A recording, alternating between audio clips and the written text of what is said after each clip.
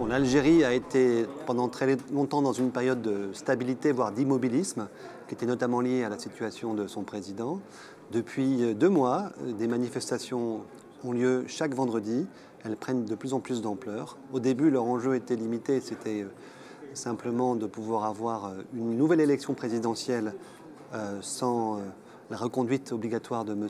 Bouteflika. Maintenant, les manifestants en appellent vraiment à un changement de régime et à un changement d'institution. Donc c'est à la fois une formidable aspiration démocratique, la population se réveille, mais c'est aussi un risque parce que nous sommes dans une situation dans laquelle l'armée joue un rôle très important. Pour nous, Européens, l'Algérie est un partenaire important mais fragile. Important parce qu'il joue un rôle géopolitique au Maghreb et en Afrique qui est tout à fait central, important en matière d'alimentation aux sources énergétiques, fragile parce qu'il est totalement dépendant de ses ressources gazières et pétrolières. 97% des exportations sont gaz et pétrole et aujourd'hui c'est aussi l'essentiel de son budget. Et la stabilité politique et sociale algérienne a été fortement liée à sa capacité à redistribuer de l'argent sous forme de produits subventionnés, sous forme d'aide sociale, sous forme d'investissement. Or aujourd'hui, les cours du pétrole et du gaz sont plus qu'ils étaient.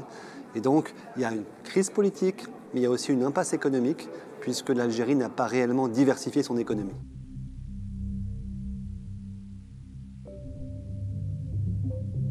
Le Conseil de l'Europe a une expérience intéressante, puisqu'il s'est engagé dans un dialogue avec l'ensemble des pays du Maghreb,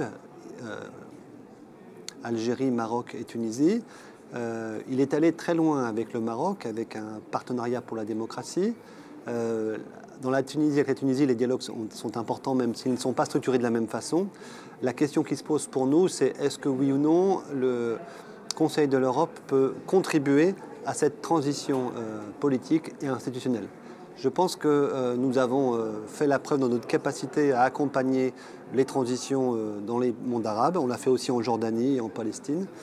Il y a beaucoup à faire. L'Algérie est un pays qui a une aspiration démocratique très forte, qui a une presse qui est très active, mais qui souffre de beaucoup de limites sur le plan juridictionnel et institutionnel. Nous avons appelé à ce qu'il y ait un travail avec la Commission de Venise, évidemment, pendant cette période. Et au-delà, le rapport qui m'a été confié par l'Assemblée parlementaire du Conseil de l'Europe, c'est vraiment d'explorer ces voies. Alors c'est une opportunité puisque l'initiative a été prise dès 2015, 14 et 15 avec M. Riquet pour ce rapport. Je dois bien dire que pendant ces 2 dernières années, la situation était un petit peu, je dirais, statique. On a vraiment là des vraies perspectives qui s'ouvrent pour jouer le jeu.